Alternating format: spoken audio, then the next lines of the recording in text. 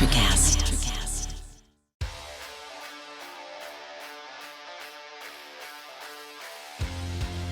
Yep. Hey, all right. MTP Boston, missing the point. Boston. It's that time of year again, ladies and gentlemen. Jayson Tatum was counting from, in his mic'd up from years to a month, or he was like 11 months, this many days, this many hours, feeding into the sort of narrative that he's built as a superstar this season of, I guess everybody doubts me. It's not enough that I've gotten to many Eastern Conference finals. It's not enough that I've made the finals. It's not enough that I've lost to, the Golden State fucking Warriors in the finals. I guess to just be even considered any good, I have to win the whole damn thing. Fair or not fair? I think we'll discuss that here. But I want to start with something that Mike and I briefly touched on towards the end of the season. What was it? Was that March when we had this conversation, Mike? When we talked about the idiosyncrasies of the Boston Celtics and the things that they still do to lose games. And I know that you guys have touched on a few of this theme, and it's an ongoing argument between the two of you. But catch me up. Where are we in terms of Mike's doubting of them, because they definitely do have a lot of the same habits, and Ray's sort of promised land approach to the fact that on paper, it can't be denied that they are the best team in the NBA. Where are you guys with it now? Have we switched opinions? You can go first, Ray. No, I haven't switched any opinions yet. I think that, once again, they came in and did what they had to do for game one. Yeah, they beat a Jimmy Butler-less Miami Heat. Yeah. I mean, that's pretty much, but you got to do that. Again, had they lost, it'd have been, so no. Yeah, had they lost, it would have been really, really embarrassing. Right, yeah, so you got to, it's like you take care of what you're supposed to take care of. But back to, what you were saying towards the end of the year, obviously, we all of us had pretty much had difference of opinion as far as how the regular season ended. And, obviously the last two games were great because the bench guys got in there and played really well and played with effort, and we agreed on that. But, you can kind of see they were just ready to get to the playoffs and make that happen. So yeah, they looked really good on Sunday, except for that about 6-minute stretch in the fourth quarter. But the game was really never in doubt, honestly. But yeah, I love what I've seen so far, and I hope that they're able to still to continue to work on anything that they have to work on. But yeah, but just keep moving the ball, playing good defense, and not letting Spo and anybody else get in the heads. Mike, talk to me about that 6-minute stretch in the fourth quarter in the game. Yeah, being in doubt. Yeah. So it's all hypothetical, right? Because he wasn't there. But if that exact thing happened and Jimmy Butler was there, that is a game that the Celtics have lost in the past, and I would have no confidence in them winning this postseason. I can't fault them for things that did not actually happen, though. They closed it out. They got up. It was a 30-point lead at one point in time.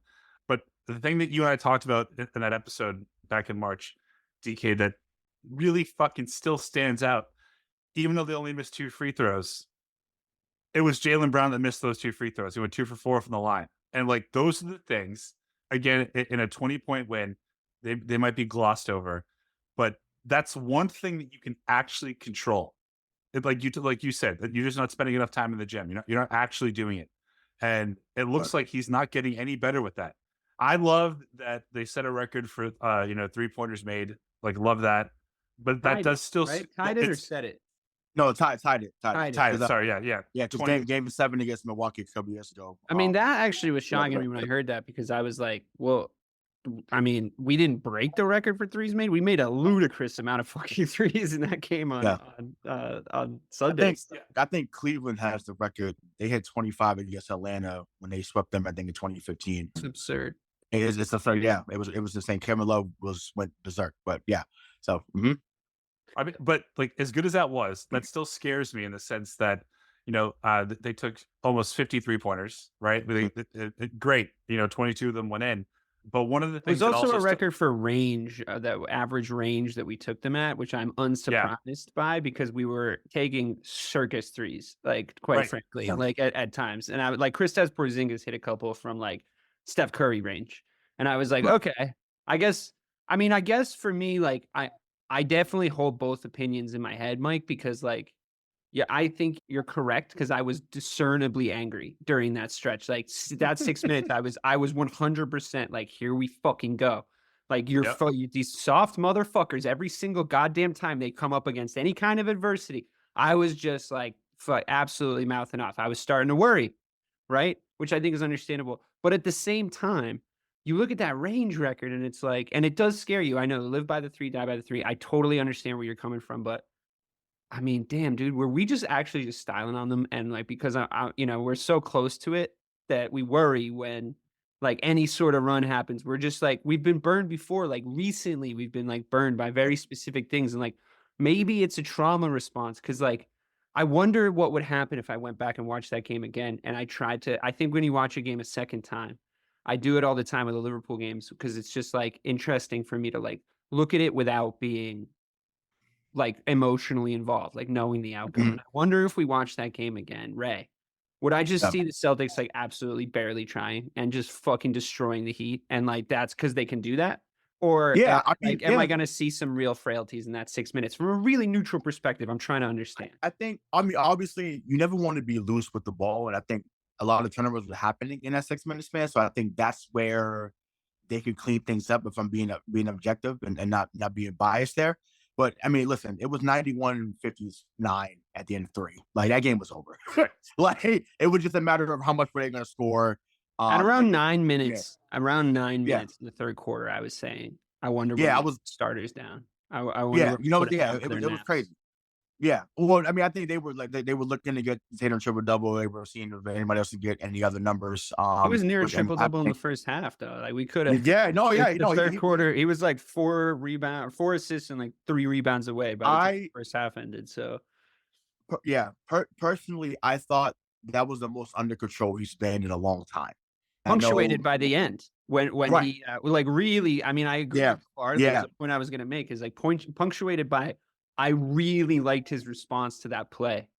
Yeah. When they, like it was very not Jayson Tatum-y, to be honest with you. Like, I really Mhm. think in years gone by, he might be looking at the refs like, like, are you fucking kidding me? Like, because I think it was a dirty play personally. What was your Yes. opinion on that? Yeah. So, Yeah. because I mean, I think that's one of the unwritten rules, But right? for sure. I mean, Um, I know Mike loved Jalen Brown's response though. I liked yeah. it too. I liked Yeah, it too. that- It was that- a that was moment. It great. was a That was moment I awesome. didn't like. I didn't miss. I missed Marcus Smart in that moment though. I really think Marcus would have been like fucking right up in that dude's face. Smart probably would have Well, punched him. It would have been yeah, out. but of the no, I didn't miss Smart in that moment because he would have made it all about him. And in this instance, like you saw Tatum, he just got up and walked to go shoot his free throws. KP And he let his teammates handle it. Porzingis, like Yeah. got in his face, got Yeah. in their face a little bit, like defended their guy, but then it was over. Like it did not turn into anything else. I honestly, when the first like millisecond when JT popped up, I thought he was going to go at him, and I was kind of about it, to be honest with you, because he got up really Yeah. fast, and I was like, Jayson Tatum just like really like just loses his temper. I've never seen it. I've never fucking seen it. He's usually cool as a cucumber, to a fault sometimes. But yeah, I really liked his reaction. He just like he got up. It made me feel better because I was like, that was a short playoffs. Like for a second there, like that was fucking terrifying. It had a little waft of an even more genuine Pierce coming back out in the wheelchair scene from a certain playoff run that we all remember. But yeah, to your point, sorry about the under control performance, punctuated by that. I agree with you. I really do think he was making a lot of the right decisions, with the exception of that one stretch, right? Right. I mean, I mean, yeah, go ahead, Mike.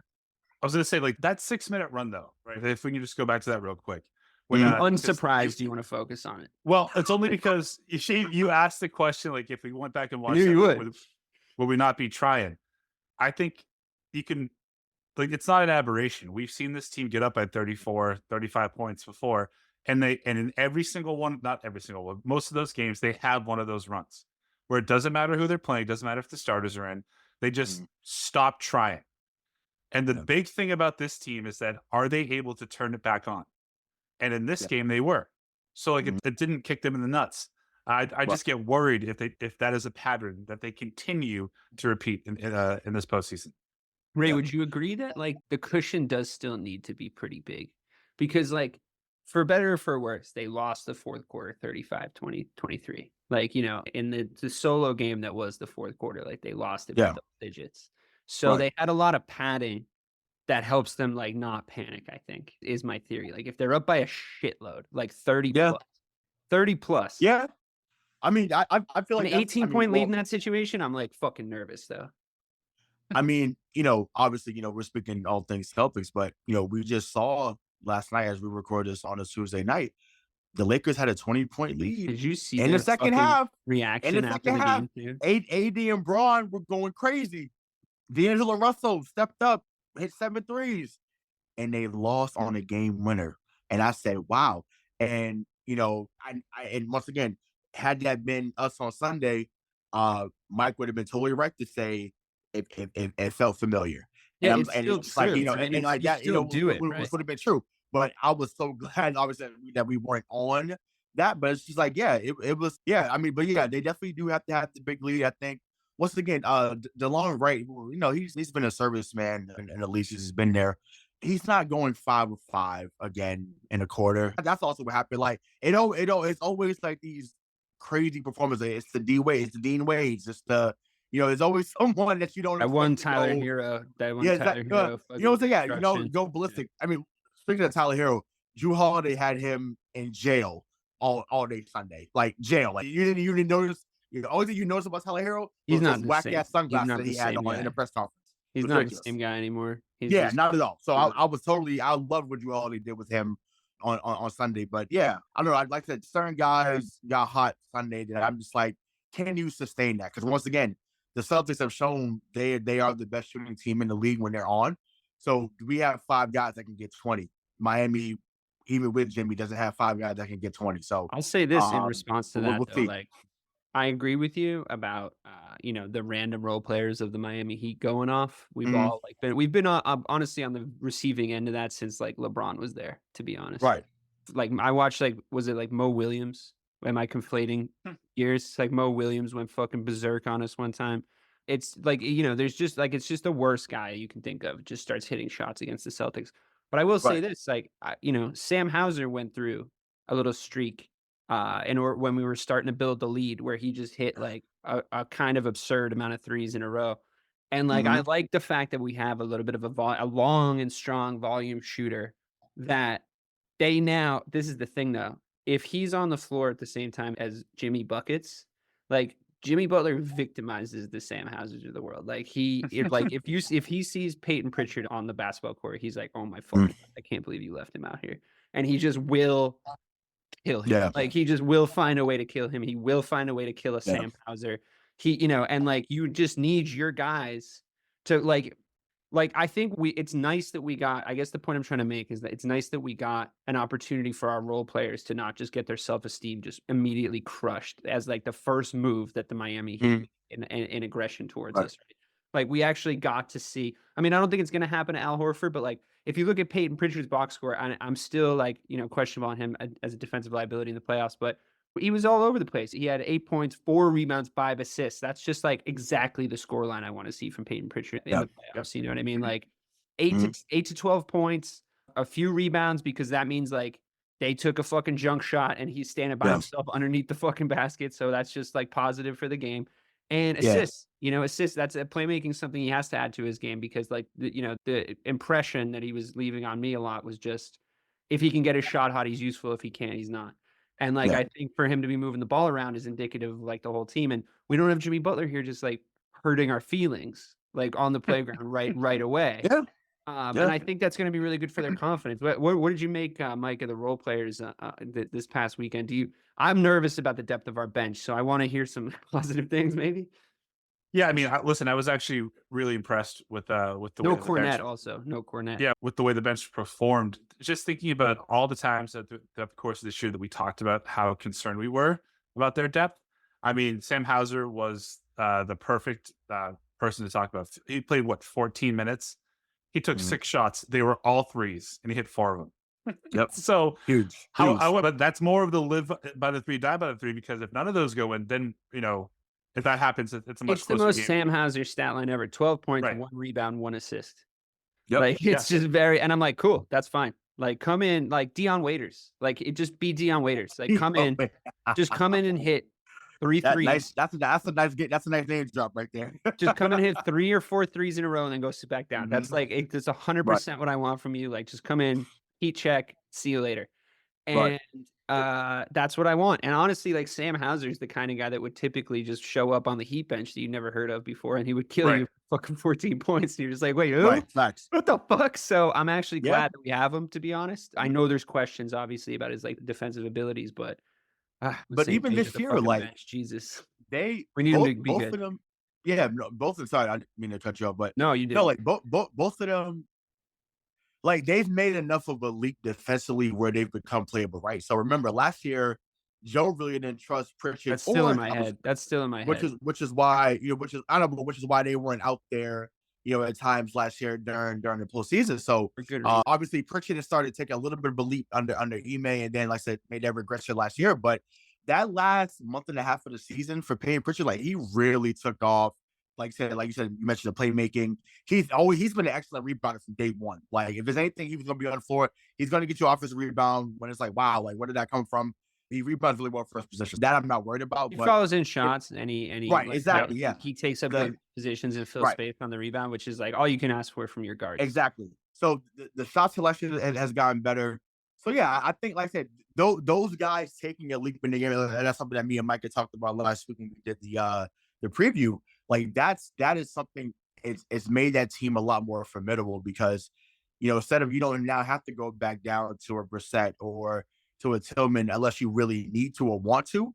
And once again, those guys will play, but it really depends on the matchup. So you guys, I don't mind, by the way. Like very, like right. obviously situationally, like Yeah. applied, like situations where if you have some random old head come out from the Bucks that you like forgot was on that team, and they start like fucking up Jayson Tatum or like chopping up Jaylen Brown, and there's like you're not getting calls because the refs are letting him play. I don't know if you saw the end of that fucking 76ers Knicks game. It was like crazy. a Crazy match. It's like a full blown wrestling match broke out, and the refs were like, I don't know, man. It's like I would feel a little hard done by if I was Philadelphia, but like, if the second in New York team got good, you knew they were going to start getting bullshit calls their way. Let's be honest. So I'm not worried about them. If I'm worried about anybody in the East, by the way, it's probably the Knicks because it seems like the Bucks are not like Giannis is done. Is that like him again? Yeah, I think he comes back towards the end of the series. But I mean, listen, what I saw Sunday night from Damian Lillard, my God, not that worried about it. Not that worried. No, but I didn't know. I didn't know if he was still capable of those type of performances, and he was like, "Yeah, I am." So that scares me because he could get hot at any given time, and we saw that Sunday night. I'm just worried. I still think we're way better. They don't play as much defense though, so yeah, any really. Yeah, I'm more worried about New York because I think that could become like a Hawks situation for us this in a 7-game series. Like I'm worried that like the Garden, the way the refs are calling the games, like the way that there's a narrative building around them, like I don't really want to go through They're that. They're also scrappy as fuck too. They are scrappy. Well, they're allowed to be scrappier than the rules allow, but typically, yeah, I agree. They are scrappy. I don't think Brunson's big enough, and I think our guards would swallow them. And I think in a basketball sense, we would be fine. But yeah, but I'll stay right there for a second with them, right? So to me, like, listen, Brunson has been amazing. Obviously, they're down Randall. But I mean, defensively, our guards, like that's that's the place I'm the most secure. No, sure, but I think with them, right? And I think it's not my original thought, but it's something that I saw on Twitter. So I agree. So I wanted to bring it to the show. You should have just stolen it. Well, I don't even know who put it out there. I just know I saw you're it already kind of stealing it. So fuck him. What's yours now? Whatever. So right, that Knicks team is the 2016-2017 Celtics. Brunson is IT, right? Randall, when healthy, was like Al Horford, right, in a sense, and they overachieved because they played harder than you every night. So that's really what it is. Like, I don't know, like they're very good because they coach well, they play hard, but I don't know if they have another gear. Like, so that's where I feel like they grind out games. Like they grinded out yesterday, like that. I mean, the other night. That's why they end up winning that game. So I'm not sure if they have another gear, but like I said, they play extremely hard. That's always going to keep them in a series. But like I said, I just don't know offensively, could they keep up with a Boston or a Milwaukee? But I do think if they play Milwaukee that next round, they're going to be Milwaukee. Yeah, Doc's the coach, of course. He's not going past the second round. No, I'm saying, yeah, but they play harder, and it's like that. That to me, that's enough. So yeah, I mean, I just don't want to see them to be honest with you, because I kind of went from not watching a lot of Knicks games in the regular season to essentially thinking that it would be bad if we lost a game on our run to the finals. Like I was really thinking to myself, like, with the condition everyone's in, and like we're looking at it before game one, the likelihood we were going to play the 76ers, I was Right. like, we spanked them every time and they like look extra bad. Right. So I was Mhm. like, I'm not worried about that. Like Embiid's like doesn't look quite right. That's just you can just see it. Yeah. Uh, and I really thought like we should maybe just win every single game, maybe a couple gentlemen sweeps. Maybe we go 3-1 against the Heat, maybe because it's Miami. I don't know. Like we'll see. I would like a 4-0, like across the board. But now I'm like, I feel like I can feel it in my gut. We're gonna see the Knicks, and I can feel in my gut that it's gonna go to 7 games. And I don't know why, but it's like I saw them, and it was like a Jedi recognizing a fucking Sith and being like, "We're not gonna fight right now," but I felt the same disturbance in the Force, and like, we'll see you down the line. You Yeah. know, I mean, it's like I can just sort of feel it. So, I am a little worried about them. I'll be watching them a lot more closely. I was not familiar with their game, but now Yeah. I will study my enemy. Okay, well, I want to talk about the rest of the players' performances on Sunday before we look ahead to Game 2 in Boston on Wednesday. Can anyone explain to me? I didn't look deeply into this. Why are we going Sunday, Wednesday? What's the? I think it's because of just it's part of it's TV because that's what my supervisors in I Mexico are guess it part of it's a benefits TV us. thing. But because I think because Boston being the number one seed, they choose what the first round was going to look like, far as when they would play. So Got it. we knew a week before that it was going to be Sunday. It was just a matter of what time, and Yeah, then it was going to be either Sunday, Tuesday, or Sunday, Wednesday. But because Boston being the number one seed, they were able to say, okay, we'll stretch out the series, so it'll yeah. be 2 days to rest between the first 3 games, which is huge, I I think, like for us better this rested. team. I So don't think we're the yeah. kind of team Mhm. that Yeah. does Yep. better I mean, when that's especially having KP and Al, obviously. So I think totally. that's huge for them. And Just in I think especially in games will be between a Saturday. home game, right? Like, just to Yep. that's true R&R. You do a little scrimmage in the afternoon a couple times, and you do some tape meetings, but, like, you're really, like, soft toeing it into the playoffs, which is sort of, like, what this team needs. Alright, so Right. I'm gonna take it from, for the starting 5, we discussed the bench. I'm gonna take it from, least amount of points to most. That's not to say that they contributed the least amount, but, Drew Holiday, you Mhm. already mentioned, pocketed Tyler Hero. I thought I think he plays a really great sacrifice game when he's on the floor at the same time as Derek White. I think he really Mhm. plays off Derek White super well, especially defensively. If you just watch Drew Holiday, and I'm sure you guys have done this, like I'm sure all Celtics fans have done this at periods, he's a super interesting player to watch. Like the way he moves, the way he reads the game, how switched on he is defensively. He's like Marcus to me defensively. He's Marcus at his best because what he doesn't have in like the same level of hustle, he makes up for in like size, athleticism, and like strength. And it's like just as effective. I'm not saying he doesn't hustle, but like obviously that was Marcus's like standout quality.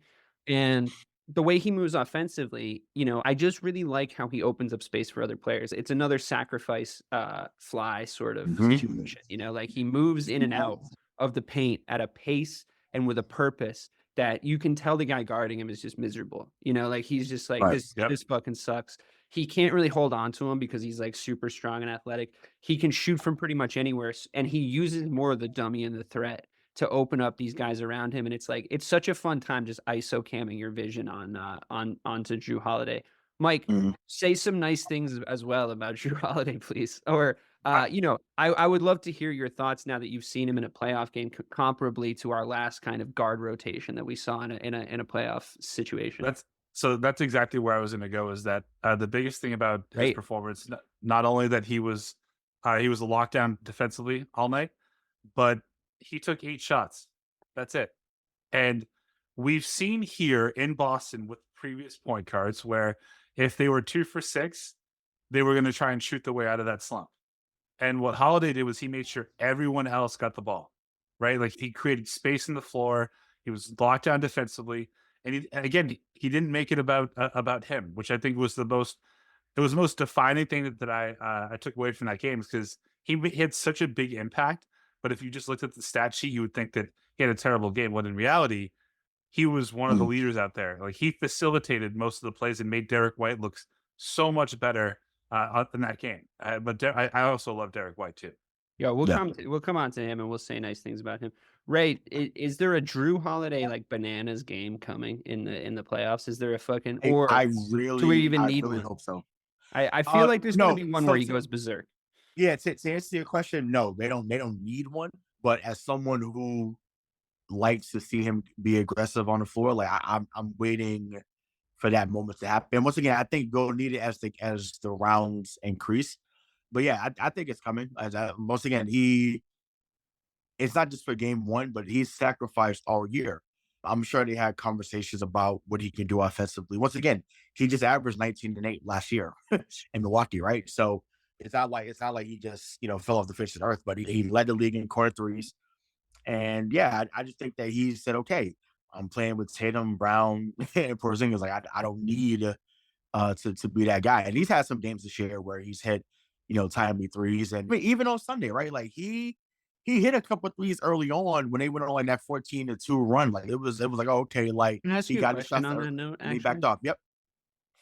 Do we think that like the way that the Celtics play has sort of I understand the sacrifice part of it, and I do think he's doing that. But has Mhm. it we ask him to shoot from a range that I don't think he's as effective at. Like I really do think his mid-range game is like if he gets it going, like borderline as good as Jalen Brown's. Yeah. And neither of them shoot from the mid-range like at all, really. And like I Yeah. know that I'm like a little slut for mid-range shots, and I know that I like Mhm. shut up about the mid-range for in forever. And if anyone's wondering why that is, it's because of the era that I started watching basketball was Right. like Right. Right. the Right. people who were wet were mid-range, like pull up jump shooters that would like Mhm. dribble really well and pull up Mhm. and hit just like 6 shots or like the KG turnaround jump shot or the Kobe turnaround jump shot. Like it's sort of a dying breed in this league, and I still like the players that do it. And we have two of the Right. best guys in the league at it. And I just really sometimes wish maybe I fetishize it a little bit, but I really just sometimes wish both of them would Mhm. their mid range game a little more. Am I crazy? Is it just like fuck it, do the advanced analytics, like shoot the threes when you should? Um. Well, I think that's what Joe was preaching. I think that and once again, they're not wrong because he's led the league in corner threes. So I mean, that to me is fine. But the shot that you're talking about, that usually is usually on the left side of the floor. Left side That elbow, little yeah. that Yeah. little Yeah. turnaround for It's about sick. 15 feet, it's just fucking It's automatic. sick. It's So, sick. And but once also, again, I it's like like I even wanna do go. see if we're doing advanced analytics, like, can I see a specific player's overall efficiency from different like impact on the game level efficiency of their Mhm. different ranges? Because, yeah, I agree. I mean, he hits big threes, he can still take those, but he could have a higher volume overall if he just added that shot back in at a 1.5 rate, like, it doesn't even have to be twice as much or 3 times as much, like, to me, it's just, like, there's times in a game that call for that kind of play. Like, it's Yep. the thing that frustrates us Yep. all, I think, is that it's like they take shots where when you're in the game and you're on the beating heart of the game and you can feel it, you automatically click in your head, like, "We need our highest percentage two-point shot right now that we can get." And Yeah. they never make that decision, and I think that's what kinda has Mike on the edge of his seat a lot of the Yeah. time. It has me on the edge of my seat too, and it's a little frustrating when you have the Drew Holidays of the world that I watched him cook us with that shot when he was on the Bucks, and I Yeah. literally couldn't even get mad because it was so sexy. So I was like, "Alright, like, Drew Holiday's gonna Yeah. fucking get you like that, I guess." It was part of why I was so excited to get him, and now we're not even Mhm. having him do his, like, special move. It's like when you have Goku, bro, just make his hair turn yellow, and have him fucking go Super Saiyan on you. Like, use the best qualities of your players. Or maybe I'm wrong, but I know I sound like an old fart, but what do you guys No, think? no. I mean, yeah, it definitely needs to be more of a balance, and I've been saying that to people that I talk to, especially at CDD guard. I'm like, yo, like if you're able to score from all three levels, it makes you that much harder to guard. That's simple. And we've seen But that all time. of our guys can do that on paper. No, right. No, correct. That's what I'm saying. But Joe, it's like keep doing that. Like do what got you to the dance. Like don't deviate from that. And once again, it's sometimes the defense dictates what you're going to shoot, obviously. So, which is why I think we saw 53s on Sunday. One is because Joe wants that to happen, but two, if they're playing zone, guess what? For those that don't, if they're playing zone because they know they can't stay in front of Tatum around. So you have to play zone or you're gonna get cooked. Like it's that simple. So you have to hope that they miss so that you're in the game. And that's what happened in the fourth quarter a little bit. They started missing shots. That's why they got back. But if they're making shots, it's over, baby. Like it's a wrap. It's I a know. wrap. I It's a know. I wrap. mean, I know it is old farty. I get it. It's just that like, it's like, but like Chris Stapps has like a Dirk Nowitzki level elbow shot, and like it goes in every time because it That looks like step he's back was shooting. crazy though. It's look like, yeah, I agree. I know after the fucking circus performance he put from outside of range, I'm talking about his mid range game, but still I'm the guy doing that. But I'm just saying, like, I'm saying that he has like it must be like shooting beer pong for him when he's closer to the rim, like he can see into the fucking rim. So it's like, dude, it just looks effortless when he's in there. I don't know, Mike, am I crazy?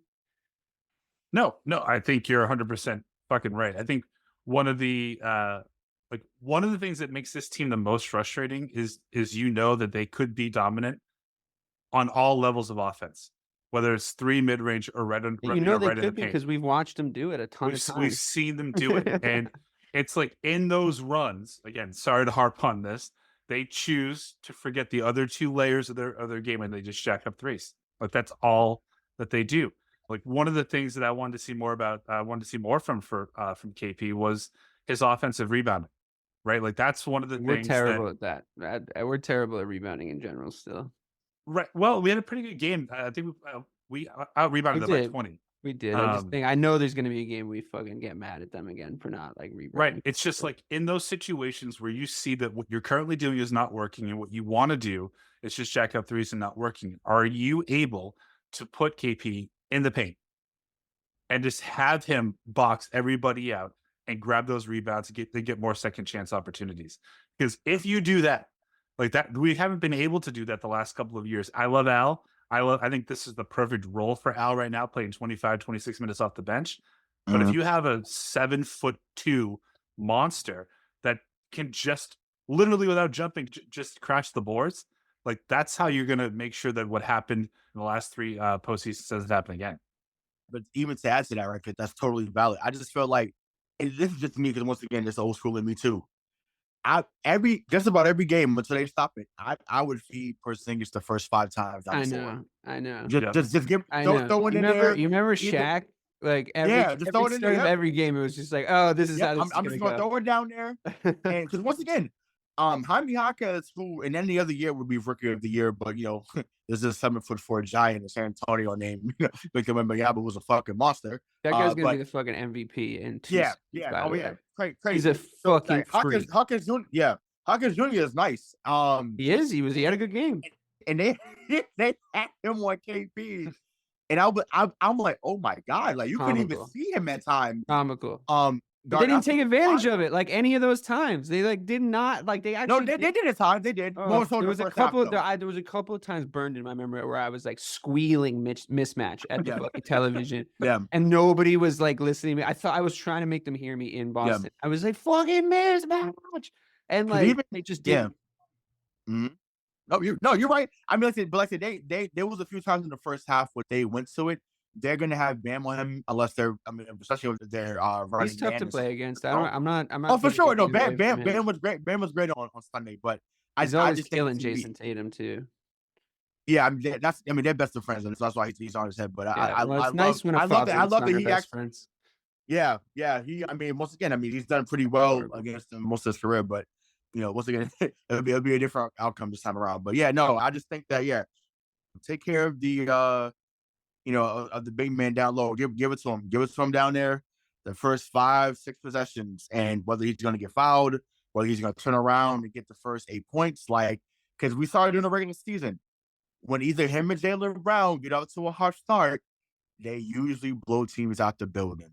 Oh That's yeah. not an opinion. That's a fact. Oh yeah. So just it's just me. If it ain't broke, you don't need to fix it. So, I agree. I agree. go from there. Mm-hmm. Let's talk about Derek White. On that note, Yeah, so we can yeah, just pivot right over to from the Drew Holiday conversation. my guy. Yeah, I mean, I think his floor is just at it's probably the highest it's ever been. Like an average Yep. Derek White performance is now at such a consistent level that I'm ready to say without fear of like retribution from the basketball gods that like he basically is the second or third most important player on the floor for us almost every game. I think that can fluctuate. I think that him, JB, and Kristaps like take 2, 3, and 4 every Mhm. game, and they sort of rotate between the three of them, which is a nice problem to have, to be honest. I mean, it's just a cool fact of life. But when Derek White takes over a game, it's to me. Correct me if I'm wrong, or if you guys feel differently. When he has stretches that we're doing really well, that's when I feel at my most stable with our performance. Like Yep. at my most assured that we're playing well collectively as a team, and like everybody's like reading off the same script, you know. It's Yep. like D White's cooking and he's doing all the things that he does now. I mean, he's super efficient from 3. I don't know how good of a game he had from 3 actually on Sunday. I remember a couple misses, but 4 of 8. yeah, I But mean, I yeah, agree. I mean, that's really fucking good. like that's absolutely outrageous if you can keep a 50% fucking 3-point clip going for that. Like unbelievable. I think he plays his natural advantages now in a way, like with extreme confidence, so that we're an incredibly difficult team to match up against because from 1 through 5 because of the guys that we have. I would ask the question, since just to tie it back to the last 2 conversations, and whoever wants to jump in on this can, who guards Brunson if we play the Knicks? Because my first instinct is to say that it's Drew, but I don't know. I mean, like, we could try both, but I think like D White is like blocking Brunson a couple of times, like on the trailing move, right? Like maybe letting him go a little bit because you kind of have to, and then be right behind him and just fucking yam that block because he has this huge size mismatch. But I also think that Drew Holiday could potentially pocket Jalen Brunson, and it would be a really cool one-on-one matchup to watch, like from both ends, if you wanted to just say like, I got that guy. So Yeah, I'm curious what you guys would like to see. Yeah, I was gonna say, I think just based off of the way that Derek White plays, like he plays so much bigger than he actually is. He has blocks not only against guards but against power forwards and 5 sometimes during the game, right? And right. that's True, just not true. something that you see out of a guard. So I would say like you should let him go first, and I think you can make Brunson's life a living hell not looking ahead. I'm not overlooking the Heat, but I think that this should be a pretty easy Miami Heat series. But how much hell could you create for Brunson if you have White guarding him half the time and then Drew Holiday guarding him the other half? Like, there's going to be no reprieve because what Derek White doesn't do well, Drew Holiday does, and vice versa. But I, I would ride White until he fails you because Or would realistically, you, in the last Michael? 2, Oh, would you, Michael?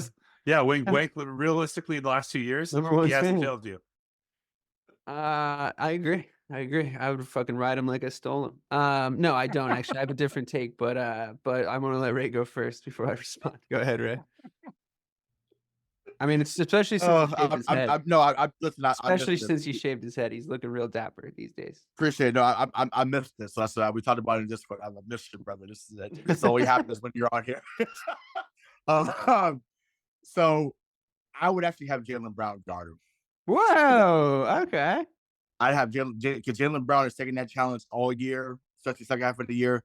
I would put Jaylen Brown on Brunson, if that's the case, and just say good luck. Goodbye, Derek Brunson. I think it'd be good luck. Because I'm like, once again, Brown showing him a lot of respect. I mean, he's a good player, but I mean, that would solve the problem. Yep, so I put JB on him immediately. Obviously, you don't put him on him the whole game, but I would do Brown, White, then Holiday. I put Holiday like on hard or like I said, what's crazy, Holiday can guard Hartenstein down low, like it won't be a problem. Like that's insane to say, but it's true. So I would start with JB and then let him set the tone, and then go from there. Just to keep building that fresh. Yeah, I love that.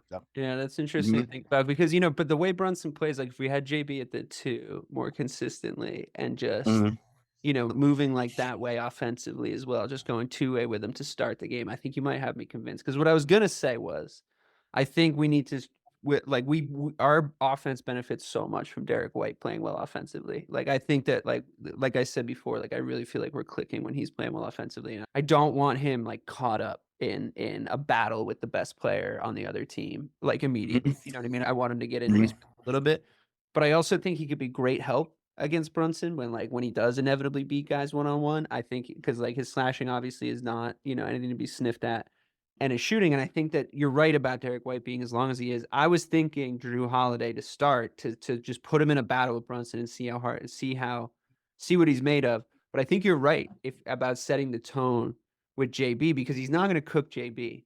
Like they might have a good battle back and forth, but he's not going to kill him. He's just definitely not.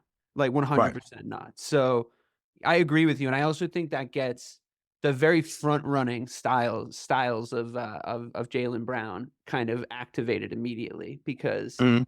he is a tone setter. That is actually his role on the team is to set the tone both offensively and defensively. And we've seen that from him consistently over the past few years, early in games and early in series. So I fucking agree. I actually hadn't thought about that. That's a good call. Yeah.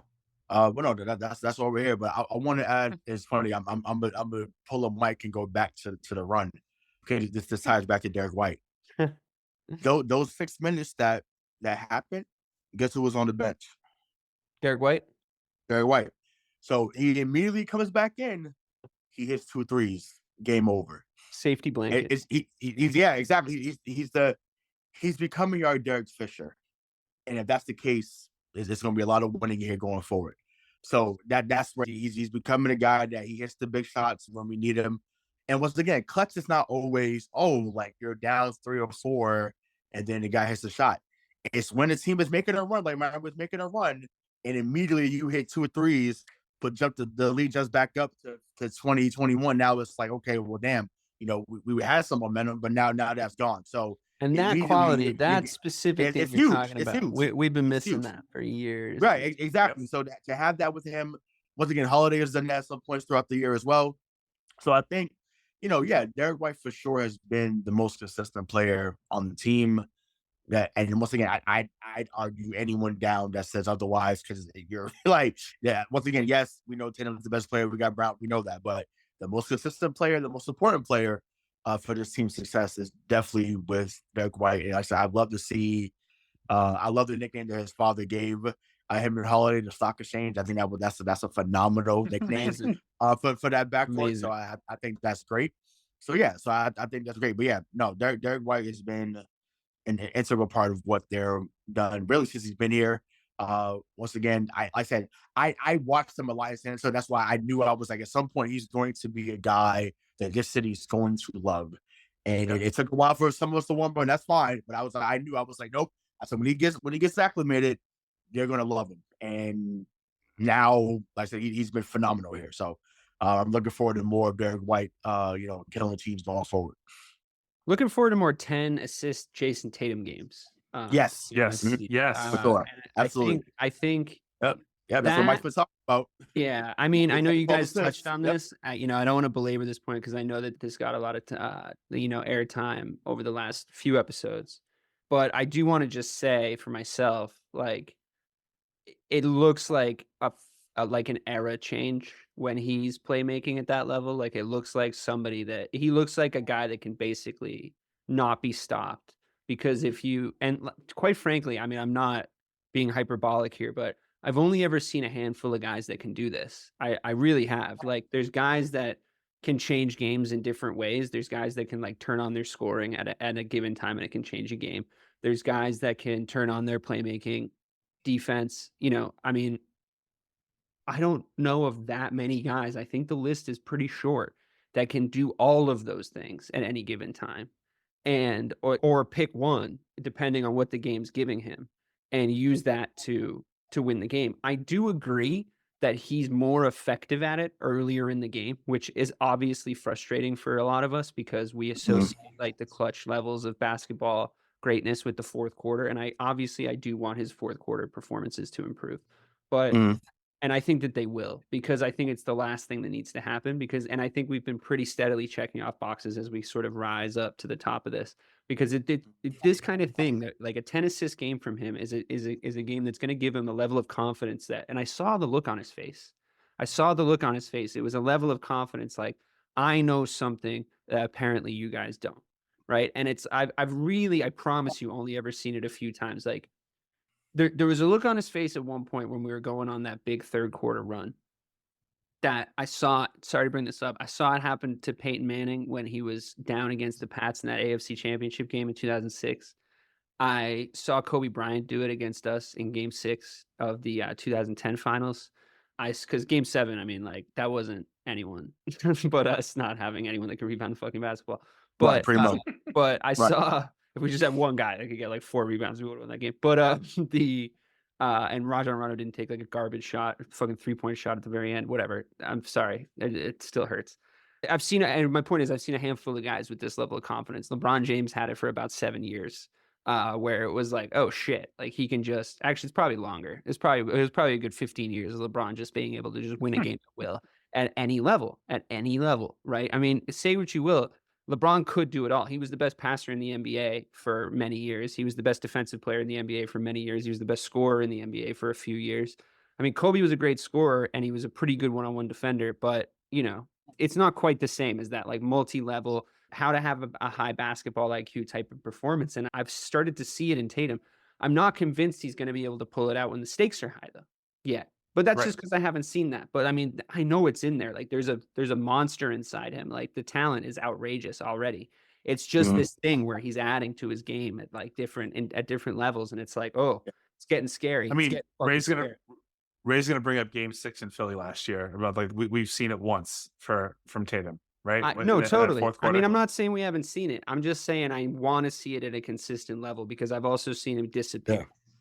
Yeah. Oh no. I mean, well, no. Well, actually, I was actually pretty pissed Game 6 Philly last year because I know he had to show it up. He had to show it up, and then all of a sudden he went bananas and saved his ass and the rest of ours at the time. But no, but I mean, I always point to like my favorite game of him is that Game 6 in Milwaukee a few years ago when that was my first year working at the Garden, and you know people were like, oh my god, everyone was like, yo, see you Sunday, see you Sunday, see you Sunday, see you Sunday.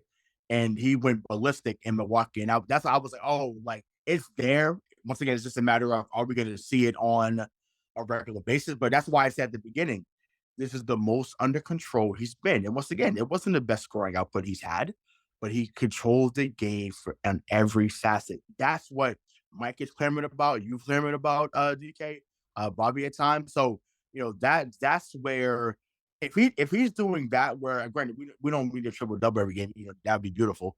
If I can get 28, 9, and 7, I'd be fine with that going forward, because I know that means that he's super engaged.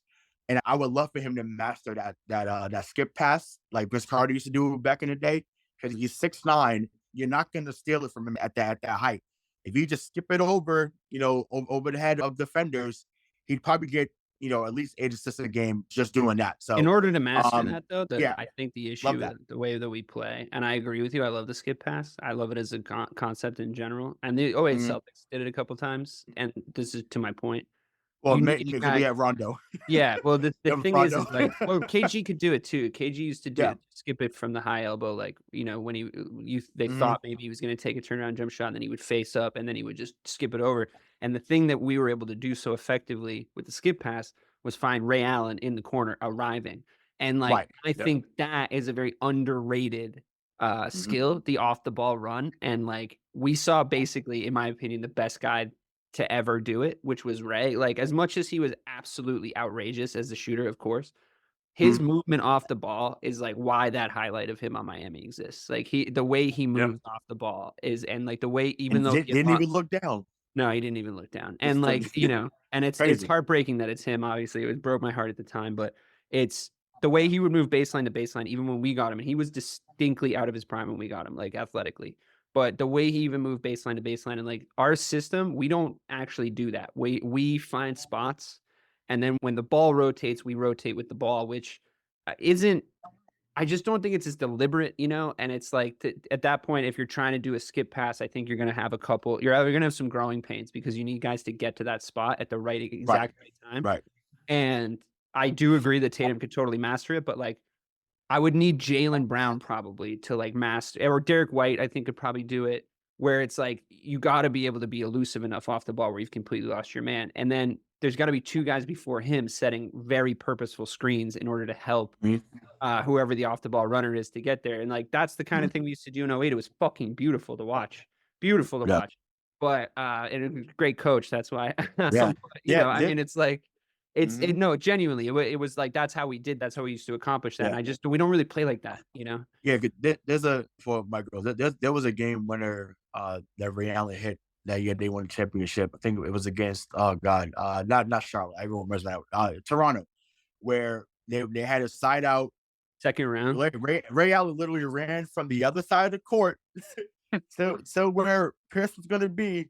Pierce literally just dumps it off to him, shoots a game, and I'm like game winner. I'm just like, can we please incorporate that to the offense? Yeah. Please. Please, literally, the defender was lost. The man, and I don't know how you left Ray at that time. Even then, and old as he was, you left Ray Allen that wide open. I don't know how that happened, but I was like, that's when Doc could actually call plays. Now I don't know what happened, but he could actually do plays. Then I was like, oh my god, I was like, that was beautiful. So I would love for that calling plays. Like, comeback. I mean, Love for seriously, that to they're come talking back. about calling plays. Like, we have 4 or 5 plays off the Paul Pierce ISO that like would win us games at will. Like, we would get into close situations, and the team would just instinctively know to go into the Paul Pierce ISO, and they would run one of like 2 to 3 plays. Rondo would always be redundant in those situations, but like Ray would get open. Famously, Ray Allen said, every game winner I ever hit, every buzzer beater I ever hit on the Celtics was a pass from Paul Pierce. And that's true. Like, that's like actually fucking true. Like he really did find him like all the time in those situations because we were going off the ISO, right? So it's like, why don't we ever run the fucking ISO at Jayson Tatum? He would be the most elite isolation player of all time. It's like he could shoot at will because he wouldn't make good decisions. I get it. But like, maybe now he would. Maybe now he would. Well, I think that's where. So I think that's.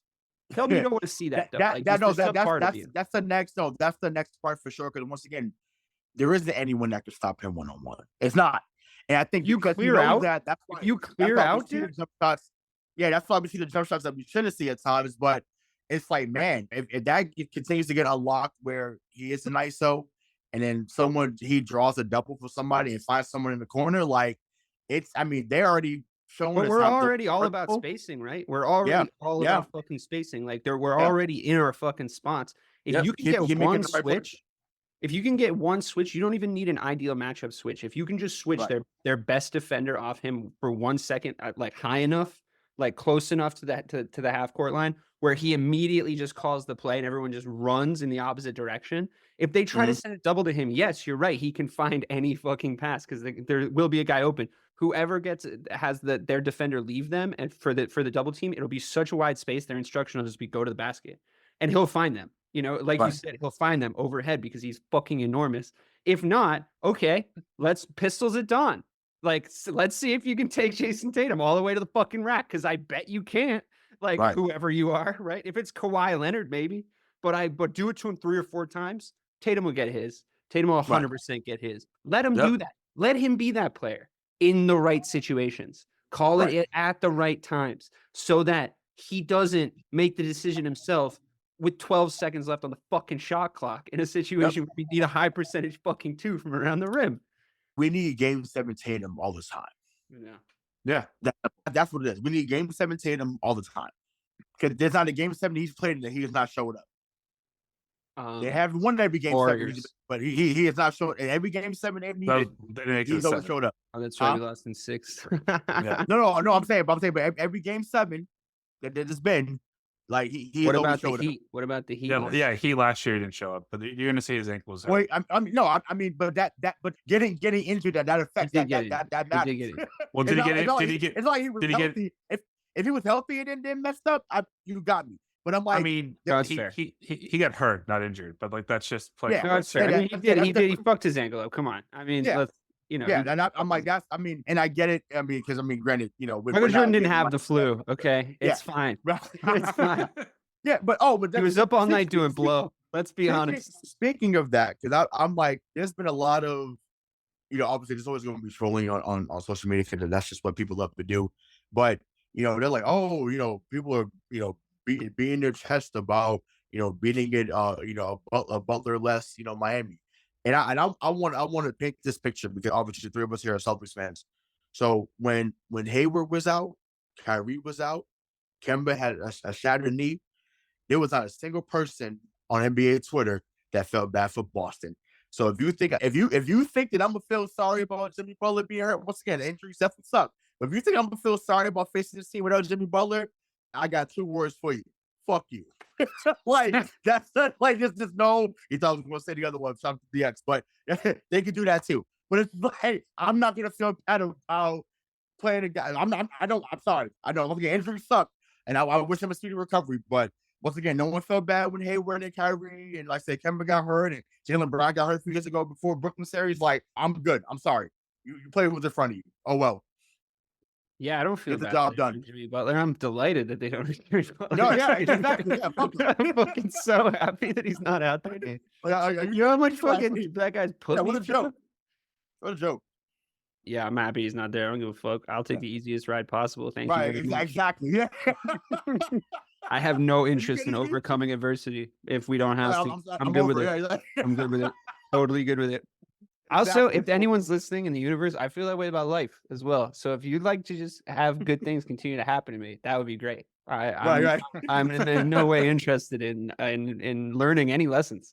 Okay, let's look ahead. Let's look ahead to the future. Mike, your crystal ball is in front of you. Do you rub a crystal ball? How do you make a crystal ball where it's not like a genie lamp, right?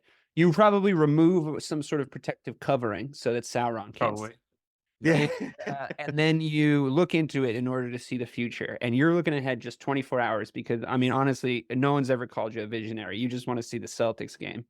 You could save humanity, but here you are with your crystal ball. You're looking ahead and you're looking at this game. And what are your emotions while you're watching this game? You're looking at you watching the game. Are you watching another blowout? Are you looking at random guys you've never heard of from the Heat come in and scored 35 points? What's going through your mind tomorrow about this time? I think I'm looking at myself being pleasantly surprised that even though they didn't get out to a huge lead and it was a close game at halftime, that the Celtics didn't give up and then they poured it on in the fourth quarter. Because that's one of the things that we haven't seen from this team is like one of their big setbacks is that if they don't blow you out in the first half, then you really have a good chance to beat them. The Celtics this year were 10-9 in games that were 5 points or less with 5 minutes left in the fourth quarter. That's not good. And that's not good in the season where you lost what 16 games, 14 games, whatever it was. So like we better just blow everybody out for the remainder of the playoffs. I think that would be the move. Just real boring fourth quarters for the foreseeable, I think, is what we're going to have to get to. I think Spo's going to do everything he can tomorrow to not allow a 14-2 run to start the game, right? But if that happens, and if we're in a situation where it's like 53-51 at halftime, I'm looking now and seeing that I'm super excited that this team decided they were going to show up in the fourth quarter, that they always do in the first quarter, and they still pull out a 25-point victory. Interesting. Ray, do you see the same thing in the future for the Celtics? Yeah, I mean, I think it's definitely going to be closer, I think, in the first half than it was on Sunday. Once again, Spo's going to throw the kitchen sink, and he has to, right? But who's going to get us? Like, who on their roster on paper is really going to come get us? Like, I don't. No, only like I said, I really like Jaime Hawkins. I like his game a lot. I think that he's. I think he had the best possible game he could have against us on Sunday.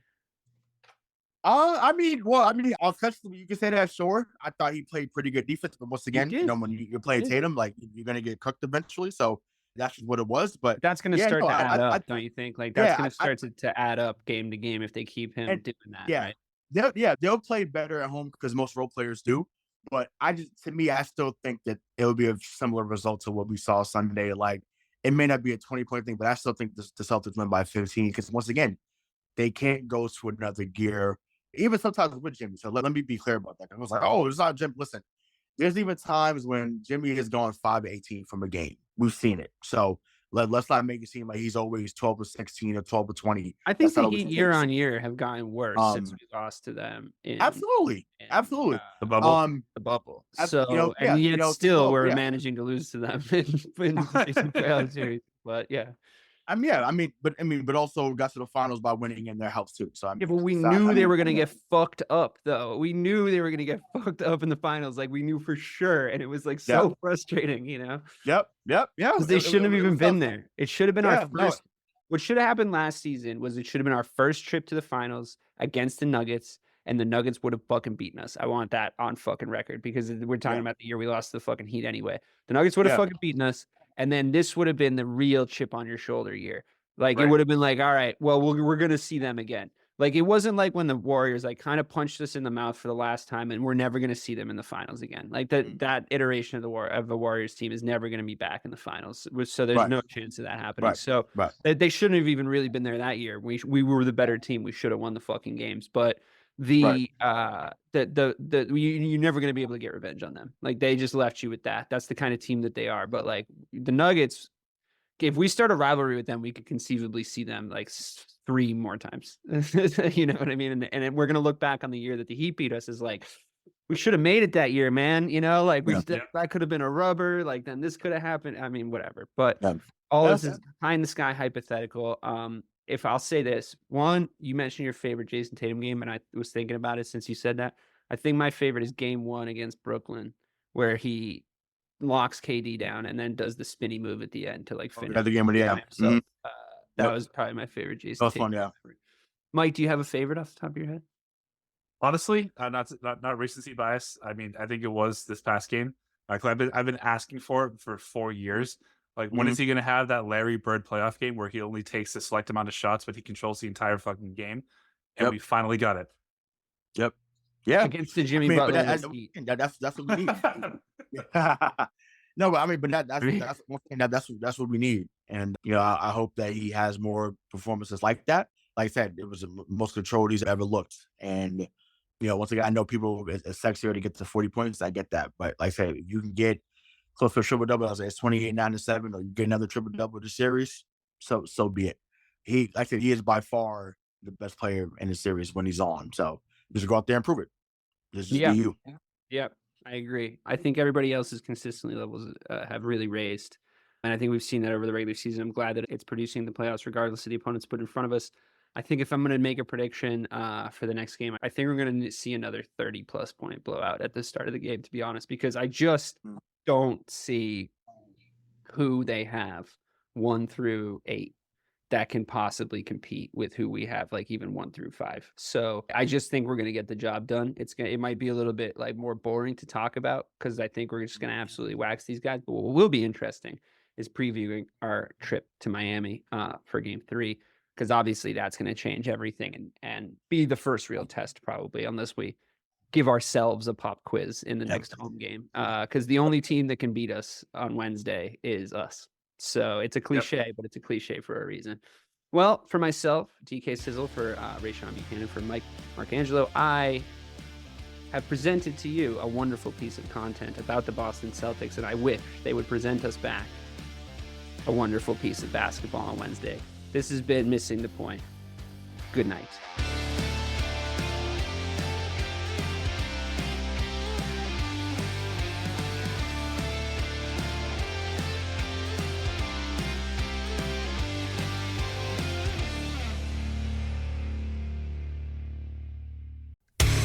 Hey there, I'm DC. I host the rock podcast, Back to the Arena, The Interviews. It's about a 30-minute podcast where I talk one-on-one with a band who has released new music. You can find us on all the best podcast sites like Spotify, Apple, Google, iHeartRadio, and more. If you're a rock fan like me, subscribe today to Back to the Arena, The Interviews. Electricast. Electricast. Welcome to Tuning Into Sound Wellbeing, where we harmonise your mind, body and soul. I'm Amanda, your sound therapy expert. And I'm Stephen, the curious explorer uncovering the mysteries of sound. Together we explore vibrations, frequencies and the power of sound therapy and tuning forks. Discover ancient wisdom, reduce stress and tune into a healthier life. Subscribe to Tuning Into Sound Wellbeing today.